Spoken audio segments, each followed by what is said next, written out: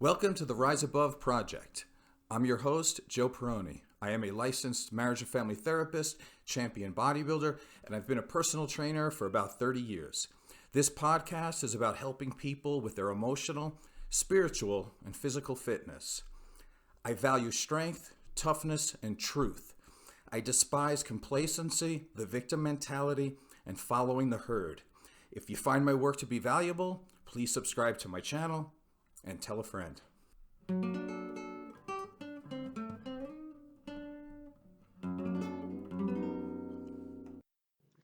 Today's question is, does being alone to find yourself first prepare you for a long-term relationship? And does it prepare you to be an ideal partner in a relationship? I find this to be an interesting question. Let's start with the first part of the question. The general consensus is that most people agree that they need to be alone, or at the very least take a break from being in a serious relationship to find out who they really are. They can utilize this period of unattachment for self-care and to improve their self-development. Solitude can be important to work through issues such as grief, trauma, and the fear of being alone. This aloneness is considered by many, including myself, to be appropriate and necessary in order to be stable enough to enter into a healthy relationship of any kind. However, I think the second part of the question is highly debatable. So let's be more clear. Do people become more centered, spiritual, and capable of being an ideal romantic relationship partner by spending lengthy times in isolation? And if so, why is this true? I want to start with a story. When I was 14 years old, my father and I used to take boxing lessons together at Echo Park in West Hempstead on Long Island. We weren't allowed to spar with each other for obvious reasons, probably because I wanted to show off, and that wouldn't have worked out very well. But we did have plenty of competition from other people, and the head trainer was someone named Arthur Mercanti, who was famous because he refereed many of the Muhammad Ali fights. And one of his prized students was a kid who was about 6 inches taller than me, and he was 2 years older than I was. And this guy was great. He was able to do all the tricks with the jump rope without ever missing. When he would shadow box, he had all this great footwork and all the moves of a professional fighter, as far as I could tell. Better yet, when he hit the speed bag, he never missed, and his hands were so fast that they were almost impossible to see. So in my eyes, he was kind of like Muhammad Ali. And to my surprise, I was picked to spar with him. Now, the term sparring insinuates that both boxers are trying to get a good workout and practice their skills. But that was never my experience. People such as myself were filled with pride, and we were usually just trying to survive. And by survive, I mean trying to kill the other person so they didn't have a chance to hurt me anymore. And I did not have any of the skills that this other guy had. And if I was being honest, I would say that I was scared to death that I was going to take a beating that day. And I definitely didn't want my father to see me get beat up. On the good side, I did have a few skills, but unfortunately, they really didn't have anything to do with boxing. I was strong, I had stamina, I could take a lot of pain, and I was very afraid to be submissive to anybody. When the fight started, this guy did his usual fancy footwork, and he had really flashy hand speed, and he had a much longer reach than I did. So I didn't know what to do, so I decided to rush toward him, and he responded by punching me squarely in the jaw. But this is actually where he lost the fight, because I realized that he couldn't hurt me at that point. So I rushed in again, and he hit me again. But this time I was able to hit him also, and that changed everything. He started to bleed, and he was scared because I could hurt him. And I didn't care about what I needed to do to absorb in punishment because I just wanted to get at him. And to make a long story short, This was absolutely no contest. The fight was stopped because it was too one-sided. I could hurt him, he couldn't hurt me, and he was looking for a way to quit. So, what does this story have to do with how living unattached helps or doesn't help you to be an ideal partner in a lifelong relationship? Here's the moral of the story. My adversary, he had all of the necessary skills that made him appear to be a great boxer. He definitely was trained, and he definitely was prepared. However, he was nothing more than a paper tiger, all show and no go. It's very easy to give the impression of being a competent boxer when you are alone. In psychology terms, he performed a spiritual bypass, meaning he did the superficial alone work, but never did the in-depth, difficult work to be effective. The superficial work doesn't mean much because you can't apply it in the real world with real people. In boxing terms, the heavy bags, the speed bags, jump ropes, and his shadow boxing, they didn't do anything to actually prepare him for a fight. They didn't hit back and they offered no resistance. All of his skills were good for exhibitions and were the equivalent of masturbation. They were relatively useless when dealing with an actual person who was not compliant and was trying to cause him bodily harm. Even the emotions are not the same. Everybody has a game plan until they get punched in the face, and then everything changes. In short, all of the individual training in the world is not sufficient to be effective or competent when having to perform against another person or when attempting to relate with another person.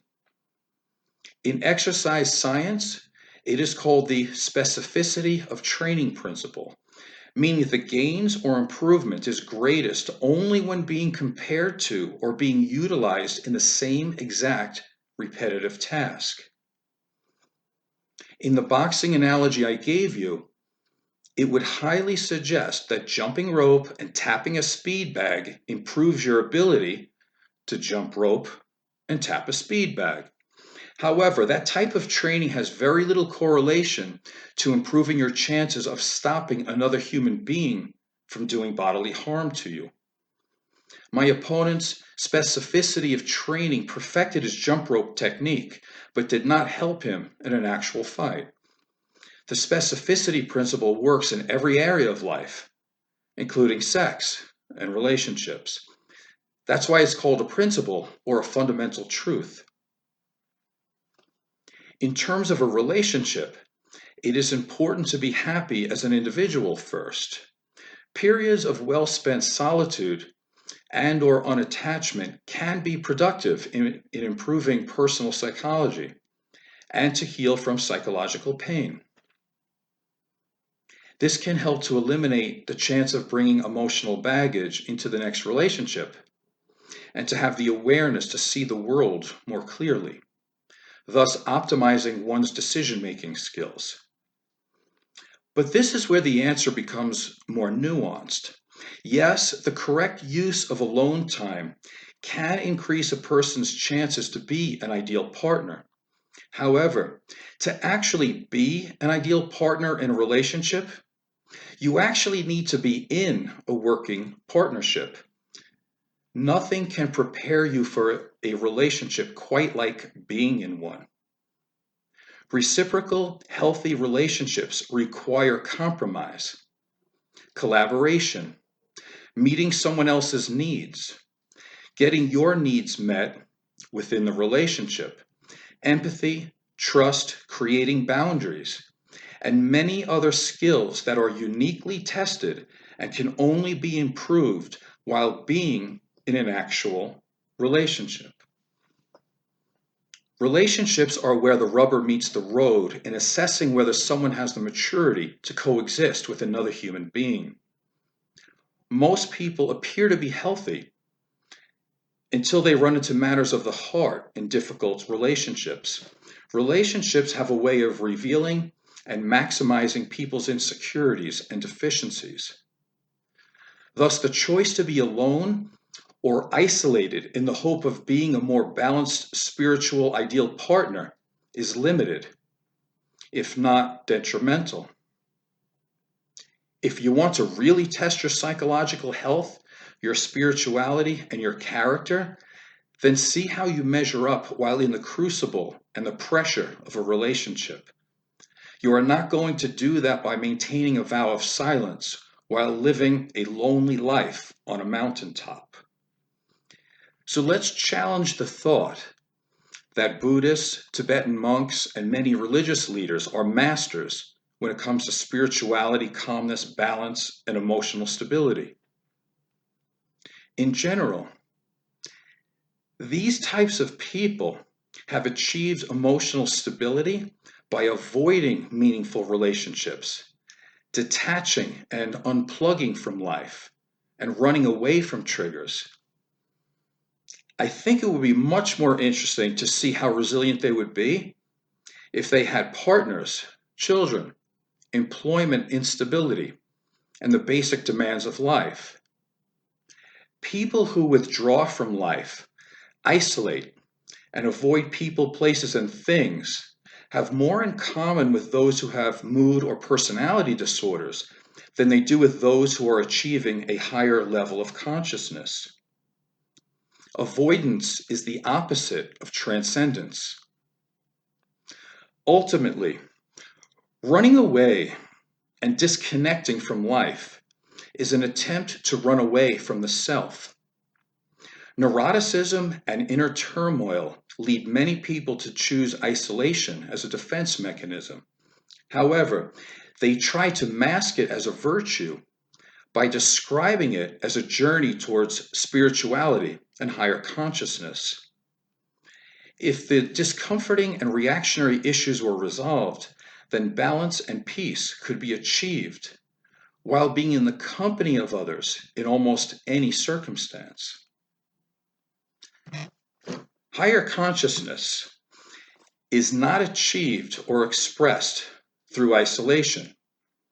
It is developed and demonstrated by being able to attain personal growth while being connected to your environment and to other people. It is having the emotional strength to simultaneously honor the self while being fully attached to another person, group, or community. Today, we are in the midst of a sexual recession. Now, in a time where taboos have been broken and sexual stigmas have been erased, young men, ironically, have a decreased desire for sexual relations. Emphasis, of course, is on the word relations. I think a whole show on the effects of internet porn on today's youth would be warranted, but I think I'll save that for another day. But I will say this. 36% of males between the ages of 16 and 19 years old have no interest or an aversion to sex. And 22% of males between the ages of 20 to 24 years old report having no interest or an aversion to sex. So let's be clear about the word aversion to fully understand how about 1/4 to 1/3 of young men actually feel about sex today. Webster's dictionary defines aversion as a hatred or hostility. So we're looking at about 1/3 of young men have an absolute hatred or a hostility towards sex. Let that sink in for a little bit. Many people are introduced to internet porn as young as 8 to 10 years old. This, along with social media, which encourages an antisocial mindset, is making young people believe that the demands of real-world relationships are too difficult. So here again, we have another example of where being alone and cultivating an "it's all about me" mindset is not only unproductive, it's outright destructive to producing a strong, nurturing relationship. So let's go back to the specificity of training principle that I described earlier. For example, let's analyze a young male growing up in a culture where he is viewing internet porn by 10 years old, texting girls instead of calling them, and has little to no life experiences except for a virtual reality. So what is this person actually training for? And what skills is he actively improving? Well, he's learning to be narcissistic. He's learning to live in isolation. He's learning to be fearful of human connection, to be emotionally disconnected, and to fear rejection and uncertainty. He's also training how to pleasure himself without the thought of learning the art of delayed gratification, which is an absolute requirement to pleasure anyone else. He's not learning how to manage his anxiety and start a conversation with a girl. He's not learning how to relate to someone other than himself, and not learning how to satisfy anyone other than himself. After being in a state of fantasy and isolation for most of his life, a real-life female will be alien to him, meaning that he will have no physical, social, psychological, emotional, or tactile skills to have a fulfilling relationship with somebody else. Actually, probably not even with himself. So 36% of young men don't actually hate the thought of sex. They hate the thought of having sex with someone else who has expectations of them. And they know they are in no way capable of performing in a satisfying and reliable way. In colloquial terms, they have no game. Unproductive alone time does not equal good relationship material. To conclude, I want to definitively answer the original question. Does being unattached or living in isolation help you to be an ideal partner for a lifelong relationship?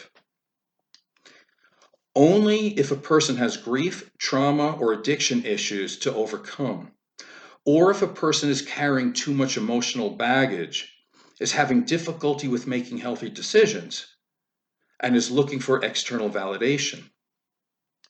Handling and processing your issues first is essential, but it does not guarantee that you are ready for a relationship. Why? Because nothing prepares you for a relationship better than being in the relationship and doing your best. Consider it to be on-the-job training. A truly healthy, enlightened person sees the world as one of connectedness with the environment and of the self. It is not something to run away from. Enlightened, stable human beings contribute to the world. They don't seek to consciously shun and withhold from the world. Spirituality, as I see it, can be enhanced in isolation, but it doesn't have to be. Spirituality is found everywhere and nowhere, and it is within every individual. Therefore, you can't go anywhere to hide from your spirituality, and you don't need to go to any particular place to find it either. Although I have my favorites. And in the end, if you want to reach your full capabilities in anything, including relationships, you must specifically work on the necessary skills. I am Joseph Perroni from the Rise Above Project. Please subscribe and tell a friend. Thank you.